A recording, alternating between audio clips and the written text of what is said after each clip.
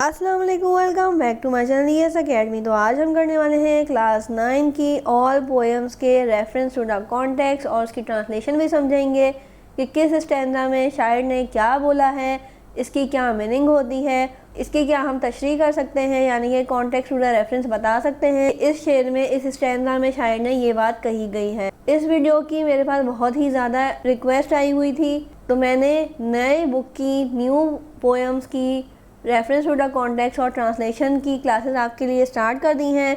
आज हम 9 क्लास की कर रहे हैं और इंशाल्लाह मैं 10 क्लास की भी आपको करवाऊंगी, जो कि आपको बोर्ड एग्ज़ाम में बहुत ज़्यादा हेल्प करेगी। और मेरी एक ये रिक्वेस्ट है कि प्लीज़ आप वीडियोस को, स्पेशली पोएम्स की वीडियोस को पूरा देखा करें, ताकि जो भी इम्पोर्टेंट बात मैं आपको कहूँ वो आपसे स्किप ना हो जाए। अगर आप थोड़ी सी भी वीडियो आगे करेंगी तो हो सकता है मैंने चंद सेकंड में आपको एक बहुत ज़्यादा इम्पोर्टेंट बात बताई हो जो कि आप मिस कर दें। तो अपनी पढ़ाई के लिए इतना सिंसियर तो आप हो ही सकते हैं। चलते हैं, अपनी वीडियो को स्टार्ट करते हैं। और इस वीडियो को पूरा देखने के बाद आपने मेरी समरी वाली भी क्लासेस को पूरा देखना है, क्योंकि वो भी मैंने बहुत ही मेहनत से और इजी करके आपको समझाया है। और अगर आप ये दोनों वीडियोस मेरी देख लेंगे तो इंशाल्लाह आपको बोर्ड एग्ज़ाम में पोएम से रिलेटेड कोई भी एक्स्ट्रा एफर्ट करने की नीड नहीं होगी, क्योंकि मैंने बहुत ही अच्छे तरीके से समरी भी समझाई है, उसकी मीनिंग भी समझाई है। और अब मैं रेफरेंस टू द कॉन्टेक्स्ट जो समझा रही हूँ उसकी ट्रांसलेशन बताऊँगी, तो वो भी आपको बहुत ही ज़्यादा हेल्प करने वाली है। तो चलते हैं, स्टार्ट करते हैं अपनी आज की पहली क्लास। तो आज हम पहली पोएम की ट्रांसलेशन और रेफरेंस टू द कॉन्टेक्स्ट करेंगे क्लास 9 का, न्यू बुक की, जो कि हमारे पास है चाइल्ड्स इन्वोकेशंस। ठीक है, तो चलते हैं, इसकी डिटेल्स भी पढ़ते हैं और इसकी ट्रांसलेशन समझ के इसका कॉन्टेक्स्ट टू द रेफरेंस भी हम आज ही करेंगे। तो ये पोएम बेसिकली अल्लामा इकबाल की नज़्म बच्चे की दुआ, यानी कि आपने लब पे आती है दुआ जो है वो सुनी होगी बहुत दफ़ा। मेरा नहीं ख्याल कि कोई भी ऐसा बच्चा होगा जिसने ये पोएम, ये नज़्म नहीं सुनी होगी या नहीं पढ़ी होगी। ये वही पोएम है, लेकिन इसकी इंग्लिश ट्रांसलेशन आपकी इंग्लिश की बुक में ऐड कर दी गई है। तो चलते हैं, इसको पढ़ते हैं और समझते हैं। My longing comes to my lips as supplication of mine, O God may like the candles be the life of mine. इसमें शायर यानी कि अल्लामा इकबाल क्या कह रहे हैं? शायर कह रहे हैं, लब पे आती है दुआ बन के तमन्ना मेरी, यानी कि एक ख्वाहिश मेरे लबों पे आती है, एक दुआ बनकर, एक विश बनकर। और दूसरी लाइन में क्या कह रहे हैं वो? जिंदगी शम्मा की सूरत हो खुदाया मेरी, यानी कि ओ खुदाया, ओ गॉड, जिंदगी मेरी ऐसी हो जो कि दूसरों के लिए मशाल राह हो, यानी कि दूसरों के लिए कैंडल हो। कैंडल का वर्ड यहाँ पे क्यों यूज़ किया गया है? कैंडल को अगर आपने गौर से देखा होगा कि कैंडल खुद तो जल रही होती है, खुद तो वो मेल्ट होकर छोटी हो रही होती है, लेकिन वो दूसरों के लिए भलाई करती है, दूसरों को अच्छाई का, भलाई का रास्ता दिखाती है, दूसरों को अंधेरों से निकालती है। तो अल्लामा इकबाल दुआ करते हैं कि ए अल्लाह, मेरी ज़िंदगी को ऐसा कर दे कैंडल की तरह से कि मैं दूसरों के लिए आसानियाँ पैदा करूँ। ये ख्वाहिश उनके दिल पे आती है, ये ख्वाहिश उनके लबों पे यानी कि लिप्स पे आती है। ठीक है, आई होप कि आपको ये लाइन वाइज ट्रांसलेशन समझ आ रही होगी। आगे हम इसकी वर्ड मीनिंग वगैरह भी करेंगे ताकि आपको और ज़्यादा ईजी हो जाए। नेक्स्ट पढ़ते हैं, may the world's darkness disappear through the life of mine, दूर दुनिया का मेरे दम से अंधेरा हो जाए। जो लाइन कही गई है वो इसी शेर में, इसी लाइन में कहा गया है कि जहाँ पे भी दूर दुनिया, यानी कि दूर जहाँ तक, ये नहीं कि सिर्फ मेरे एरिया में या फिर मेरे मुल्क में, बल्कि पूरी दुनिया की बात कर रहे हैं कि जितने भी अंधेरे हैं वो मेरी वजह से ख़त्म हो जाए, मैं एक ऐसी कैंडल बन जाऊँ, उनके लिए आसानी बन जाऊँ। मैं every place light up with the sparkling light of mind. वो कह रहे हैं दुनिया के जितने भी अंधेरे हैं वो ख़त्म हो जाए। इस लाइन का मतलब क्या है? इस लाइन का मतलब है हर जगह मेरे चमकने से उजाला हो जाए, यानी कि दुनिया के जितने भी अंधेरे हैं वो मेरी वजह से, मेरी चमक की वजह से, यानी कि मेरी मदद की वजह से रोशन हो जाए। May my homeland through me attain elegance as the garden through flowers attain elegance.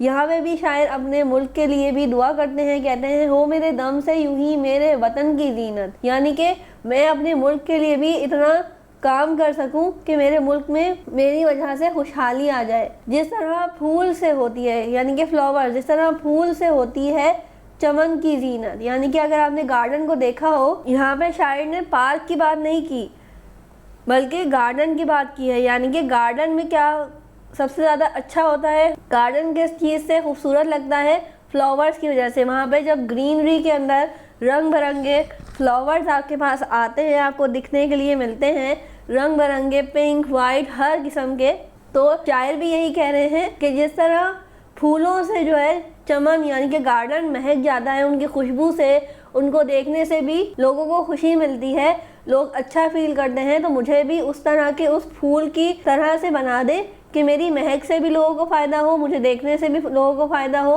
और लोग मेरी वजह से अच्छा महसूस करें। May my life like that moth be O Lord, may I love the lamp of knowledge O Lord. O Lord यानी कि अल्लाह ताला के, ओ लॉर्ड उन्होंने अल्लाह ताला के लिए यूज़ किया है। जो उर्दू ट्रांसलेशन है वहाँ पे वो खुदाया या यारब कहते हैं, लेकिन ये इंग्लिश ट्रांसलेशन है तो इसलिए उन्होंने ओ लॉर्ड और ओ गॉड का यूज़ किया है।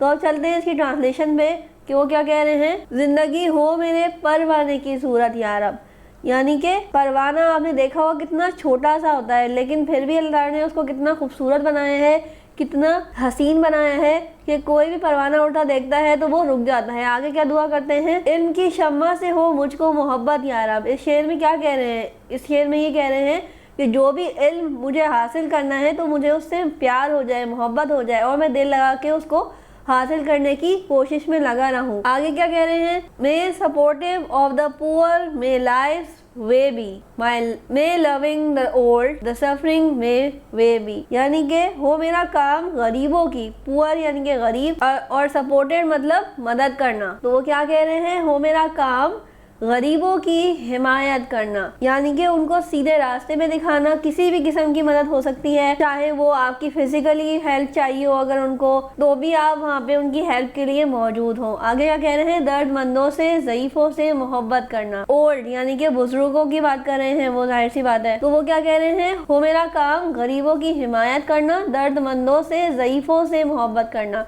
हमारे यहाँ माशरे में भी, सोसाइटी में आपने कितना देखा होगा कि ओल्ड पेरेंट्स, वैसे तो ये वेस्ट का कल्चर है कि वहाँ पे ज़्यादातर ओल्ड होम्स बने हुए होते हैं। वहाँ पे जैसे ही पेरेंट्स वगैरह बूढ़े होने लगते हैं तो उनको ओल्ड होम में जमा करा दिया जाता है और साल में एक आध दफ़ा जाके उनके साथ अपना कोई बर्थडे पे चला जाता है, कोई उनकी जो भी ओकेजन्स होते हैं वहाँ पे जाके और उनके साथ एक दिन सेलिब्रेट करके और वो वापस आ जाते हैं और अपनी लाइफ में मसरूफ़ हो जाते हैं। लेकिन अगर हम यहाँ पे देखें तो यहाँ पे उतना ज़्यादा ये सब कल्चर नहीं है, लेकिन यहाँ पे भी आहिस्ता आहिस्ता, क्योंकि वेस्ट का इन्फ्लुएंस ज़्यादा है और वो चीज़ फ़ौरन से हम ईस्ट वाले अडेप्ट करना शुरू कर देते हैं।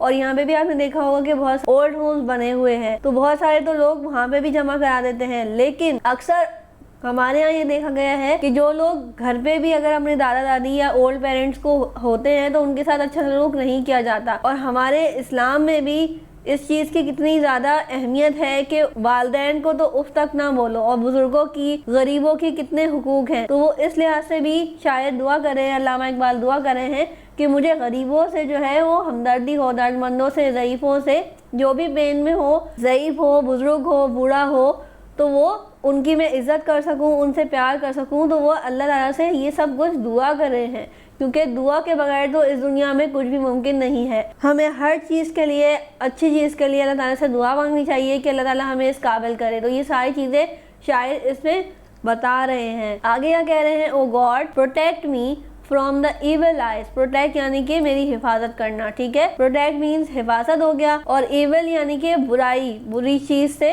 मुझे बचाना, ठीक है। इसकी जो लिटरल मीनिंग अगर मैं बोलूँ उर्दू की पोएम में, यानी कि लब पे आती है दुआ में, तो वो क्या है, मेरे अल्लाह बुराई से बचाना मुझको। नेक्स्ट क्या है, show me the path leading to the good ways. और आखिर में क्या कह रहे हैं, नेक जो राह हो, यानी पाथ, नेक जो राह हो उस राह पे चलाना मुझको। ये भी शायद अल्लाह ताला से दुआ कर रहे हैं कि जो भी नेक राह हो, यानी कि सीधी राह हो, अच्छी राह हो, उस पे चलाना मुझको। क्योंकि लोगों को आपने देखा होगा कि लोग सीधी राह पे चलते चलते, नेक काम करते करते एकदम से जो भटक जाते हैं और गलत कामों में पड़ जाते हैं, बुराइयों में पड़ जाते हैं, चाहे इसमें बच्चे हों, बड़े हों, बुजुर्ग हों, कोई भी हो सकता है। तो शायद अल्लाह ताला से अपने लिए दुआ कर रहे हैं कि हमेशा मुझे नेक राह पे चलाना, यानी कि सीधे रास्ते पे चलाना, नेकियों वाला इंसान बनाना, दूसरों के लिए मशाले राह यानी कि कैंडल बनाना, शमा बनाना, कि मैं उनकी लिए आसानियाँ कर सकूँ। इसमें शायर ने अपने इल्म के लिए भी दुआ करी है, शायर ने अपने मुल्क के लिए भी दुआ करी है, बुजुर्गों के लिए, गरीबों के लिए भी दुआ करी है। तो ये सारी चीज़ें मैंने आपको पोएम में समझा दी, और ये सारी चीज़ें जो मैंने 3-4 चीज़ें आपको बताई हैं, ये आपने याद रखनी है कि शायर ने फूल अपने आप को कहा है कि मुझे इस तरह का फूल बना, अल्लाह ताला से उन्होंने कहा है कि मुझे इस तरह का जुगनू बना, ऐसी ज़िंदगी की शमा दे, यानी कि कैंडल बना कि मैं लोगों के लिए आसानियाँ पैदा करूँ, और वतन के लिए जो है मैं अच्छे से अच्छे काम करता रहूँ, हमेशा उसको जब भी मेरी सेक्रीफाइस की ज़रूरत हो मैं उसके लिए खड़ा हूँ। तो ये थी ट्रांसलेशन, और अब आ जाते हैं हम इसकी मीनिंग्स के ऊपर। अटेन मीन्स होता है सक्सेस इन गेटिंग, ठीक है, यानी कि उसको हासिल करने के लिए आसानी। एलिगेंस कहते हैं अट्रैक्टिवनेस को, यानी कि कोई भी अच्छी चीज़, खूबसूरत चीज़, जैसे कि फूल के लिए बोला गया था कि फूल एक गार्डन की खूबसूरत तरीन चीज़ होता है कि हर किसी की निगाह, हर किसी की नज़र उस पर जाके रुकती है, उसको देखते हैं लोग, चाहे वो बच्चा हो, बूढ़ा हो, बुजुर्ग हो, कोई भी हो, जेंडर से भी डिस्क्रिमिनेट होता है वो, कि लेडीज़ हो, जेंट्स हो, हर किसी को खूबसूरत फूल नाजुक सा अच्छा लगता है। तो वो यही कह रहे हैं कि मुझे एक ऐसा इंसान बना, फूल की मानंद बना, कि मैं गार्डन के अंदर मुझसे हर कोई मोहब्बत करे, हर कोई प्यार करे। Longing, deep felt wish, longing कहते हैं कोई भी दिल से ख्वाहिश करना, दिली ख्वाहिश करना, डिज़ायर करना उसको हासिल करने के लिए। मौत कहते हैं फ्लाइंग इंसेक्ट, जो कि जुगनू के लिए यूज़ किया गया है। That is attracted to the light, यानी कि जुगनू आपने देखा होगा कि वो हमेशा लाइट के ऊपर आके चमकना शुरू हो जाता है, लाइट जहाँ पे भी होगी वहाँ पे उसके इर्द गिर्द घूमना शुरू हो जाता है।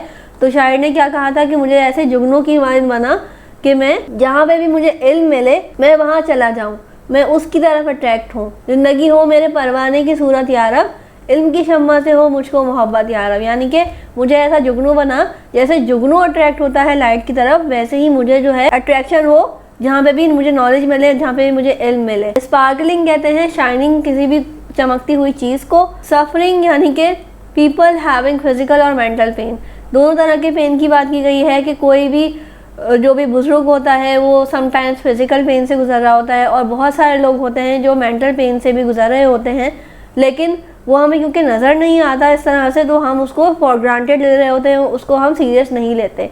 तो अल्लाह ताला से शायर ने यही दुआ की है कि जो भी दर्दमंद हो, पेन में हो, ज़ईफ़ हो, बुजुर्ग हो, गरीब हो, तो मुझे उससे मोहब्बत करने वाला बना, उसके लिए आसानियाँ करने वाला बना और हिमायत करने वाला बना, यानी कि उसके साथ सही चीज़ के साथ खड़े होने वाला बना। सप्लिकेशन कहते हैं हम्बल रिक्वेस्ट या प्रेयर को, यानी कि जब जो भी हम अल्लाह से दुआ मांगते हैं, गुजारिश करते हैं, तो उस चीज़ के लिए ये यूज़ किया गया है कि आजिज़ाना ख्वाहिश, आजिज़ाना दुआ के लिए ये वर्ड बेसिकली होते हैं। सपोर्टिव कहते हैं giving help and sympathy, giving help यानी कि मदद करना, और सिंपैथी यानी कि हमदर्दी करना, उनके साथ खड़े होना, उनकी हिमायत करना। तो आई होप कि आपको ये पूरी पोएम समझ आई होगी। मैंने यहाँ पे हाईलाइट भी कर दी है वर्ड कि किस चीज़ को कहाँ पे यूज़ करना है, ठीक है, और वर्ड मीनिंग भी आपको मैंने समझा दिए हैं। तो जहाँ पे भी आपको ये वर्ड मीनिंग याद होंगे, तो जहाँ पे भी आपको ये परेशानी होगी कि पोएम आ रही है मुझे समझ नहीं आ रहा, तो वहाँ पे आपको ये वर्ड मीनिंग काम आएंगी कि इस वर्ड का मतलब ये होता है, तो शायद इसमें ये बोल रहे हैं,